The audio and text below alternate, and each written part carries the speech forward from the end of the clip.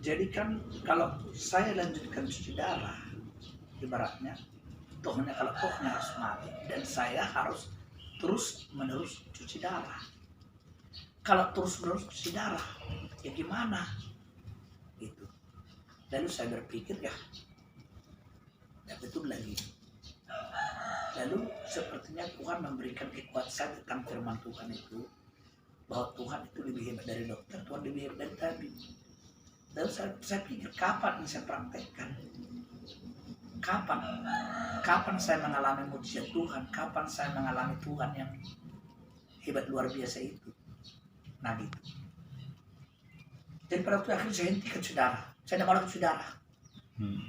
Tapi saya dibilang sama istri saya, dokter, tolong bujuk suamimu, mungkin dia stres. Saya dipikir dokter itu yang stres ketika saya tidak mau lagi cuci darah. Jadi bujuk suamimu, mungkin dia stres, depresi dia. Dokter bilang, kalau nanti tidak ada uangmu, kita bisa urus orang miskin. Kau terus bisa cuci darah. Aku bilang, dokter, saya bukan masalah uang. Bukan uang yang kupikirkan. Tapi untuk apa saya cuci darah kalau tidak ada jaminan kesembuhan? Kan gitu. Iya. Untuk apa saya cuci darah kalau terus harus cuci darah? Kalau begitu saya tidak mau cuci darah lagi. Saya mau Tuhan yang ganti ginjalku, kan itu lagi. Iya. Akhirnya dibilang harus berjuang, dibilang sama istri saya, bujuklah, dibilang saya stres. Lalu istri saya bujuk, oke lah kalau begitu kuturuti sekali lagi. Pas mau kuturuti, mesin cuci darah penuh. Mesin cuci darah penuh hari itu. Besok apa katanya? Besoklah bilang sama istri, lihat Tuhan tidak kehendak lagi cuci darah. Karena udah aku bilang tidak cuci darah lagi. Sekarang putuskan saya tidak mau cuci darah lagi. Itulah. Akhirnya saya memutuskan tidak mau cuci darah lagi. Kasihlah satu kantongan obat semua saya buang. Saya bilang saya tidak butuh obat, saya tidak butuh apa-apa, saya hanya butuh Tuhan. Bukankah Tuhan yang bentuk ginjalku, Tuhan yang bentuk lambungku, Tuhan bentuk pencernaanku. Sebenarnya kan seringkali kita kan gini, kita percaya Tuhan tapi kita tidak pernah mengalami yang namanya mujizat Tuhan. Iya. Iya kan? Rupanya Tuhan ingin mengizinkan saya mengalami mujizat Tuhan, mungkin kan gitu. Jadi saya pikir kalau saya tidak alami ini saya tidak akan mengalami mujizat Tuhan. Saya bilang, saya tidak mau. Saya tidak mau lagi cuci darah. Itulah itu. Akhirnya pulang. 1 bulan baru keluar cuci darah masih bisa makan nasi. Masih bisa. Setelah 1 bulan saya tidak cuci darah, tidak bisa lagi makan nasi, burlah. Setelah 1 bulan lagi tidak bisa lagi makan bubur lagi, sun lagi. Sampai terakhirnya tidak bisa lagi masuk apa-apanya. Diteteskan lagi apa ini gini? Air pakai sendok teh. Tidak bisa sendok makan, kebanyakan. Harus gini lagi dia. Saya semua udah tinggal terbaring. Saya udah tinggal tengkorak. Karena berbulan tidak makan, tidak minum, tinggal tengkorak. Pada waktu itu udah ada lagi. Setiap orang melihat udah pasti mati. Iya. Ada orang datang pendeta. Bagaimana Pak Sinaga? Hidupnya kau masih dalam bulan ini katanya. Aku minta kalau hidupnya kau dalam bulan hidup akan seterusnya. Aku bilang, aku masih hidup. Aku tidak akan mati. Nah, setelah itu uang saya harus cuci darah. Saya bilang, waktu itu kan sekali cuci darah 750.000 sekali cuci darah. Ya, karena waktu itu mahal, bukan seperti sekarang. Sekarang murah. Jadi waktu itu sekali cuci darah 790 saya angkat uang saya ini di hadapan Tuhan, di hadapan jemaat. Saya bilang, kalau saya lanjutkan cuci darah berarti uang sama dokter. Hari ini saya tidak mau uang ini sama dokter. Saya mau uang ini sama Tuhan. Hari ini saya resmi berobat sama Tuhan. Saya minta kepada Tuhan, Tuhan yang ganti ginjalku, Tuhan yang ganti lambung, Tuhan yang ganti pencernaanku. Ini obat saya serahkan sama Tuhan. Aku serahkanlah uang sama Tuhan. Begitu. Aku angkat uang itu dan kuserahkan sama Tuhan.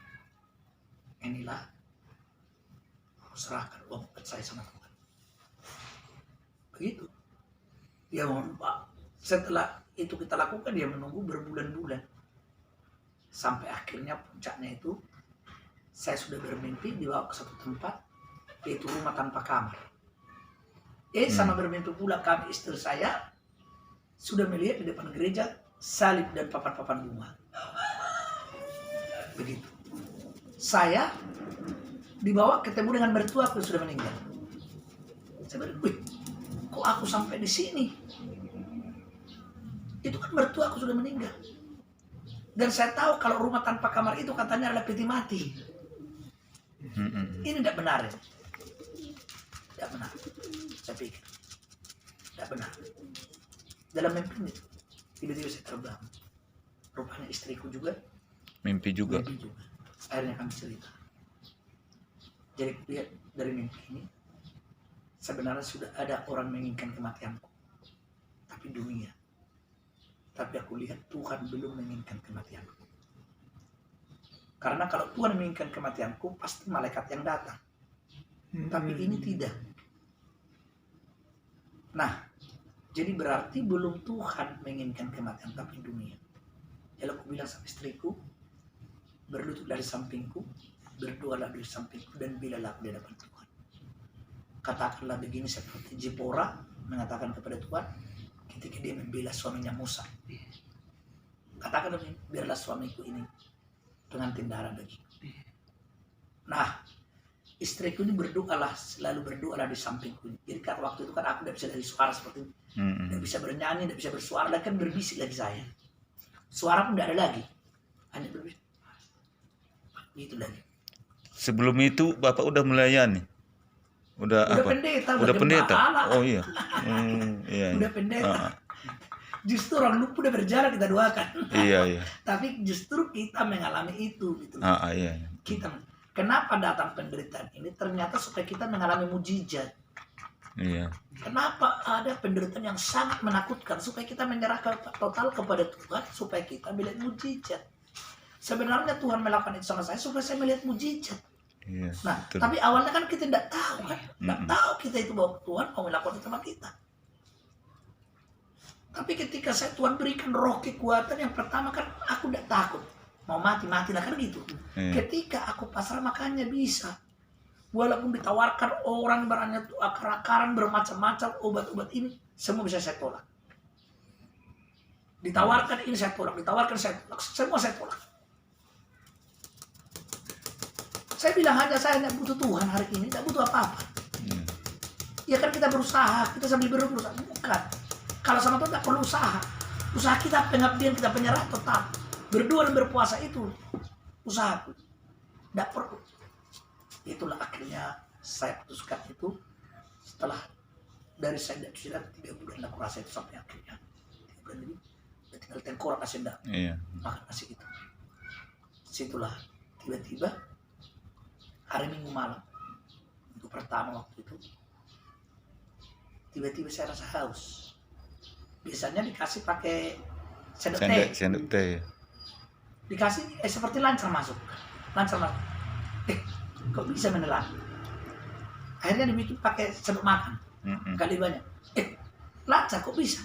Coba pakai gelas, aku bilang. Dibuat pakai gelas. Bisa. Dalam sekejap itu saya minum langsung 7 gelas. Bisa ya? Saya sudah sembuh. Ini mujizat Tuhan, saya sudah sembuh. Saya sudah mengalami mujizat Tuhan. Saya sudah bisa sembuh. Satu malam itu 7 liter lebih air ku minum. 7 liter lebih saya buang air kecil. Iya. Dibuatlah di kamar semua ember ini. Disitulah minum buang air kecil, minum begitu. Satu malam itu 1 ember putih yang apa itu 10 kilo itu. Itulah dia. Sampai benar-benar penuh. Pagi-pagi biasanya sun. Iya. Biasanya sun. Biasanya cukup bubur. Kasih bubur. Hanya sedikit makan bisa. Aku nampaknya udah siap, udah bisa makan. Kalau begitu aku suka nasi goreng. Tolong buat nasi goreng. Padahal coba bayangkan sudah 3 bulan tidak masuk apa-apa. Udah kosong. Kalau menurut dokter ini tidak boleh. Tapi semua yang bertentangan dengan apa kata dokter dokter aku lakukan ini. Tiba-tiba aku minta nasi goreng, dibikin nasi goreng, aku makan nasi goreng. Hah? Mami udah semua. Setelah aku makan nasi goreng beberapa jam kemudian jam 9 lewat apa? Rujak. Rujak datang. Ini dalam keadaan udah kosong, tiba-tiba rujak. Seperti apa? Ingin makan terus gitu. Rujak. Datang rujak, panggil. Ku makan rujak ini. Bilang, ada nasi rumah. Tolong kupas itu. Separuh nih nasi besar begini. Makanya ada orang bilang pasang suak mungkin. Tapi itulah mujizat Tuhan. Ternyata kalau mujizat Tuhan tidak ada pantangan. Kalau mujizat Tuhan tidak ada pantangan. Jadi kenapa terjadi sama kita supaya kita mengalami mujizat? Kenapa terjadi penderitaan supaya kita mengalami mujizat? Banyak orang punya masalah supaya mereka mengalami mujizat sebenarnya. Kenapa keluarga supaya hampir cerai? Supaya mengalami mujizat mereka. Supaya nanti ketika ada rumah tangga ingin cerai, mereka bisa menyelesaikannya. Kan mujizat itu akan menjadi kesaksian terbesar dalam hidup kita. Ternyata Tuhan ingin mengizinkan saya punya kesaksian terbesar. Makanya ini udah sampai kusaksikan melalui radio di Medan. Sampai ke Jakarta kemana. Artis sudah sampai di bawah saya kayak artis mendoakan artis siapa itu untuk kesaksian si Charles Simbolon. Saya udah sampai dibawa untuk mendoakan Charles Simbolon waktu itu. Iya, gara-gara kesaksian ini. Ternyata mujizat yang kualami menjadi kesaksian besar dalam hidup saya. Begitu. Jadi mulai dari itulah Bapak mulai sembuh lah ya sampai sekarang. Sampai sekarang. Suatu ketika kami di Malang diperiksa, saya tidak kasih tahu bahwa saya sudah cuci darah. Iya. Tiba-tiba ada pengecekan, dokter ini bilang bagus sekali ginjal Bapak katanya. Tiba-tiba ada pendeta-pendeta di situ. Pak, pendeta ini sudah cuci darah. Lompat dokter. Hah? Lompat, terkejut dia. Dia bilang mujizat. Bagus sekali ginjalnya kulihat. Sampai seperti ragu-ragu dia. Apa di peralatan ini? Iya. Karena dibilang saya sudah cuci darah, tapi dilihatnya tiapannya itu ginjal saya itu bagus sekali. Jadi kalau orang namanya cuci darah tidak mungkin sebagus ini kan gitulah. Apa makanya dia melompat. Dibilang saya sudah cuci darah tapi tidak sesuai bahasa di komputer seperti tidak ada bekas cuci darah. Bagus sekali ginjalnya. Seperti ginjal orang muda. Belum pernah itulah ginjal. Bagus, makanya dia terkejut lompat waktu itu. Ketika dibilang pendeta sudah cuci darah, lompat dia terkejut. Mujizat katanya. Lalu suatu ketika ada lagi pemeriksaan di Pekanbaru. Saya diperiksa. Cek, semua dicek. Bagus sekali ginjal Bapak ya, bagus sekali. Saya pikir dalam hati, Tuhan yang menggantinya. Ginjal surga ya. Iya. Makanya sampai sekarang sudah 2006 dengan sekarang cobalah. 2006 itu peristiwanya. Iya, 2006. 16 tahun lah. 16 tahun coba sampai hari ini. Itulah pengalaman yang luar biasa. Sempat berapa kali Bapak cuci darah? Sempat berapa kali cuci darah? Yang kuturut sempat 2 kali lah. 2 kali. 3 kali tidak mau lagi saya, karena 3 kali dari seminggu harus cuci darah kan. Saya berpikir ini kan kata dokter kalau tohnya harus cuci darah. Saya berpikir apa? Langsung 3 kali seminggu. Iya. Dan itu yang cuci darah itu dikeluarkan semua darah itu dari apa kita itu. Semua harus dicuci dari mesin ini kan. Masukkan itu udah. 7 jam saya itu 7 jam. Jadi di mana letak di sini Bapak atau di tangan? Dari paha diambil. Dari paha. Oh. Dari paha dan juga dari ini. Itu suntik itu besar itu harus bisa mengalirkan apa itu. Bukan suntik apa itu. Suntik yang seperti mengalirkan apa itu. Waduh. Hanya melihat dia aja kalau kita lihat gini kita. Butuh 7 jam di apa itu? Tapi hanya doa ya, hanya doa dan keyakinan. Hanya doa. Jadi memang disitulah sebenarnya ketika kita menyerah total itunya sebenarnya. Makanya ketakutan kita itulah membuat kita sebenarnya tidak pernah ditolong Tuhan. Ketakutan kita, kekhawatiran kita. Ketakutan itu sumber penyakit yang sebenarnya kan. Orang ketakutan itu membuat depresi, membuat stres, membuat apa. Ketakutan ini akan membuat kita akan pendek umur. Ya. Saya melihat karena ketakutan banyak orang susah makan semua. Saya semua makan semua. Dan ada pantangnya semua aku makan karena ketakutan seringkali membuat orang akan penyakitan. Jadi kita tidak perlu